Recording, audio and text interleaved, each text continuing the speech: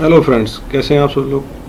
आज हम एनपीवी का कन्वेंशनल कैश फ्लो और अनकन्वेंशनल कैश फ्लो के बारे में समझेंगे। एनपीवी आपके जो इन्वेस्टेड जो है अमाउंट है उसकी जो है कितनी वैल्यू है प्रेजेंटली, और ये हमने डेटा है। केस 1 है इसका, पिज़्ज़ा शॉप है, और केस 2 है पिज़्ज़ा शॉप का। ठीक है, पहले तो कन्वेंशनल समझ लें क्या है। अब इसके जो पहला जो है इन्वेस्टमेंट है, जो ज़ीरो पे हमने रखा है ईयर पे, वो 1000 है, और पहले ईयर में जो है 450 है, दूसरे में 500 है, तीसरे में 680 है, 4 में 750 है, 5 में 800 है। ठीक है, ये जो इसमें कोई भी माइनस नहीं है, ये 1 से लेके 5 तक ऑनवर्ड जितने भी आगे होंगे ये माइनस में फिगर नहीं है, तो ये कहलाएगा कन्वेंशनल कैश फ्लो। जो इनिशियल जो हमारी जो इन्वेस्टमेंट होती है उसको हम हमेशा माइनस में रखते हैं, इसलिए इसको ब्रैकेट में रखा गया है। ठीक है, और अब आ जाए केस नंबर 2 पे। ये भी पिज़्ज़ा शॉप का है। ये अनकन्वेंशनल कैश फ्लो जो है बता रहा है, क्योंकि इसका जो पहला जो है हमारा इनिशियल इन्वेस्टमेंट है वो 1000 है, ये हमने नेगेटिव में रखा हुआ है। ज़ीरो पे है पहली है, और पहले ईयर में जो है ना 450 है, और दूसरे ईयर में -500 है, और तीसरे में जो है ना 680 है, चौथे में 750 है, फिफ्थ में 800 है। ऑनवर्ड जितने भी आपके हो कैश फ्लोज आप इसमें रखते जा सकते हैं। ठीक है, ये जो -500 है ये इसका अनकन्वेंशनल कैश फ्लो कहलाता है। अगर इसमें माइनस एक और भी आ जाएगी तो वो भी अनकन्वेंशनल कराएगा। सब पॉजिटिव होंगी तो वो कन्वेंशनल कराएगा। ये थोड़ा कॉन्सेप्ट आपने क्लियर कर दिया। ठीक है, और इसके बारे में ये है कि अगर हम इसका जो इंटरेस्ट रेट है वो 14% है, एक का केस 1 का, और केस 2 का भी 14% है। ठीक है, अब आते हैं इस कुछ केस 1 के ऊपर, इसको सॉल्व करते हैं कि किस तरह से ये होता है सॉल्व होगा। आपने प्रेजेंट वैल्यू का फार्मूला आपको पता है। प्रेजेंट वैल्यू अगर निकालनी है हमें इसकी 1000 की इनिशियल इन्वेस्टमेंट पे, कैसे निकालेंगे। Cash flow 1 + I interest rate क्या है 14%, रेस्ट टू एन कौन सा ईयर जो है ये इसका नंबर ऑफ ईयर। चलिए इसको सॉल्व करते हैं जो है किस तरह से एक्सेल में सॉल्व होता है। कैश फ्लो जो है उस पर आप आ जाए। ठीक है, और उसका जो है शुरू करें, इसको वैल्यूज़ पुट करना। 1 + इंटरेस्ट कितना है 14%, ब्रैकेट ओवर, रेस्ट टू क्या है 0। ठीक है, 1000। अब जो दूसरा है उसको करते हैं। प्रेजेंट कैश फ्लो क्या है इसका, ये 450, और उसके बाद क्या करते हैं 1 + इंटरेस्ट रेट 14%, क्लोज ईयर कौन सा नंबर ऑफ ईयर ये वाला, ये 395 आ गया। ठीक है, उसके बाद फिर आगे चलते ये कैश फ्लो है, और ये इसका जो है 1 + इंटरेस्ट रेट कितना इसका ये है, और इसका ईयर कौन सा है ये इसका यहाँ पर लिखते हैं ईयर कौन सा है। ठीक है ना, और उसके बाद फिर कैश फ्लो इसका, और 1 और नंबर ऑफ द ईयर कौन सा है ये वाला। ठीक है, तीसरा ईयर का भी हो गया। फिर आते हैं हम कैश फ्लो का, चौथे साल का ये है 1 + इंटरेस्ट रेट कितना है ये, और रेस्ट टू ईयर कौन सा है चौथा। और उसके बाद फिर हम आते हैं आगे 5वें ईयर पे। कैश फ्लो क्या कहता है ये, और डिवाइडेड बाय 1 + और ये आ गया इसका 5। ठीक है, ये हमारा निकल गया। ये हमारा जो है ज़ीरो जो इनिशियल इन्वेस्टमेंट पे ये 1000 पे था, तो इसमें ये फिर आ गया है ब्रैकेट में, आ गया है नेगेटिव वैल्यू हमें बता रहा है। ठीक है, अब इसका एनपीवी हम कैलकुलेट करते हैं कैसे। एक तो मैनुअली कर रहे हैं। मैनुअली क्या करते हैं, इसको आपने यहाँ से लेके यहाँ पर आपने सम लिखा, ब्रैकेट बिगिन, यहाँ से लेके यहाँ तक आपने इसको कैलकुलेट कर दिया। क्या आ गया 1098। ठीक है, अब इसको एनपीवी के फार्मूले से करते हैं। एनपीवी का फार्मूला क्या है, आप इसको रखें ये वाला आपका जो है यहाँ पर इक्वल की साइन लगाएं और लिखें ये आपकी वैल्यू, ठीक है। उसके बाद प्लस लगाएं, फिर NPV लिखें, फिर आप जो है ब्रैकेट जो है ना बिगिन करें। अब आप रखेंगे क्या, आपका इंटरेस्ट रेट, और फिर दे दें कॉमा। फिर आप वैल्यूज़ ये जो कैश फ्लोज की ये वाली हैं, यहाँ से लेके यहाँ तक को आप सेलेक्ट कर लें, ब्रैकेट क्लोज करके एंटर दबा दें, तो आपका ये दोनों टैली हो जाएगा कि आपने जो ये मैनुअल किया है और वो NPV से किया है, ये दोनों एक ही हैं। यानी कि आपके जो 1000 रुपीज़ जो आपका जो है ये जो इन्वेस्टमेंट जो है उसकी जो है वो 1098 पे आ रहा है NPV। केस नंबर 1 का ये है। केस नंबर 2 पे आ जाते हैं।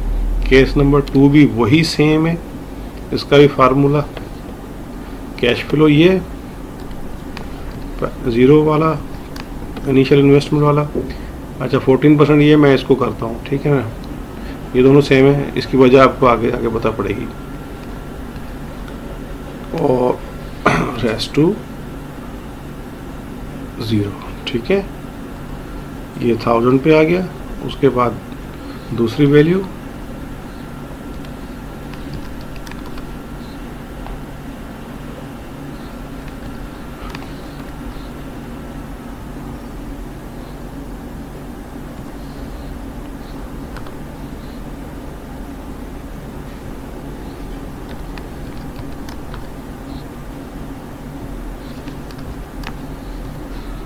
ये अनकन्वेंशनल इसका जो कैश फ्लो का है एक दूसरे साल में। वैसे मैं आपको एक बात बता दूं कि जब ये इसके अंदर अनकन्वेंशनल जो वैल्यूज़ हैं वो अगर कोई भी एक है तो हम उसका जो है वो IRR जो है उस पर अप्लाई नहीं करते, ठीक है। ये इसका एक रूल है। अगर क्वेश्चन है आपका पेपर में तो आपको तो थोड़ा सा समझना चाहिए, ठीक है।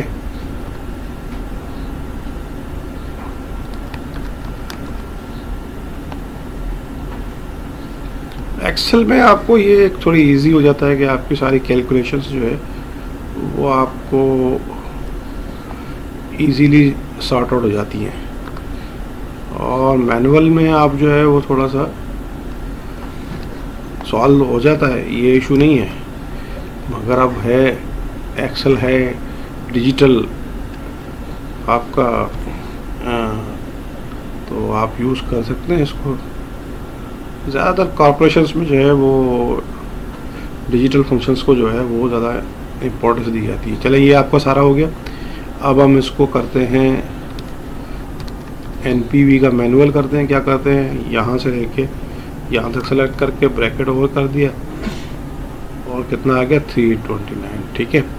अब मैं इसका मैनुअली करता हूँ, ठीक है। मैनुअली क्या है, इसको सेलेक्ट किया, प्लस लगाया, NPV का फार्मूला लगाया और फिर इंटरेस्ट रेट लगा दिया और कॉमा लगा दिया। फिर उसके बाद फिर इसको यहाँ से लेके यहाँ तक मैंने इसको सेलेक्ट करके ब्रैकेट ओवर कर दिया। ये जो 5 साल का कैश फ्लो है इसका एंटर करता हूँ, कितना आया 329। अब ये दोनों आपका टैली हो गया। ये मैनुअल है और ये आपका NPV के फार्मूले से। अब देखें आपके आपने 1000 रुपीज़ जो है ना डॉलर जो है ना वो इन्वेस्ट किया एट द 14% इंटरेस्ट पर और यहाँ आपका आ गया 329, ठीक है।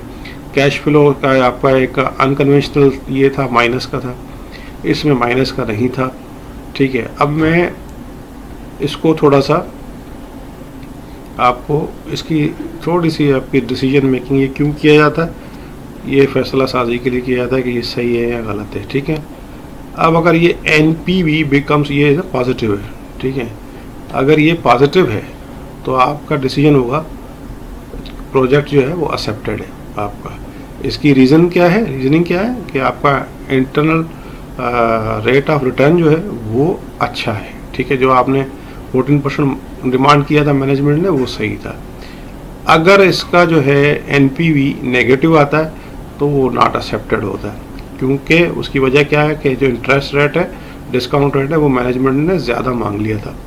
इस वजह से इसका जो है वो हम एक्सेप्ट नहीं करते हैं। और एक इसकी ये भी समझ लें आप कि इफ़ इज़ ग्रेटर देन 0, ठीक है, तो एक्सेप्ट करेंगे। अगर ग्रेटर देन 0 होगा तो 1 से ही होगा, ठीक है, यानी कि पॉजिटिव वैल्यू होगी। अगर लेस देन है तो फिर वो नेगेटिव में चली जाएगी, तो नॉट एक्सेप्टेड है। बात एक ही है, इंटरप्रिटेशन आपने समझ ली, ठीक है। अब आते हैं थोड़ा, अच्छा आप लोगों ने ये सब समझ लिया कि किस तरह से हम जो है ये कैलकुलेट कर सकते हैं एक्सेल में, ठीक है। केस 1 और केस 2 जो है हम दोनों डिस्कस किए। अब आते हैं इंटरेस्ट रेट के ऊपर कि इंटरेस्ट रेट जो है अगर मैं इंक्रीज़ कर रहा हूँ, सपोज़ मैं 19% पे जो है वो रखता हूँ, उसको डिमांड करता हूँ, ठीक है, तो क्या आ रहा है कि वैल्यू क्या आ गई कि 844, और ये कहाँ चला गया केस 2 का 138, ठीक है। और अगर मैं दोबारा जो है इसको और मैं बढ़ा देता हूँ तो कितना आता है,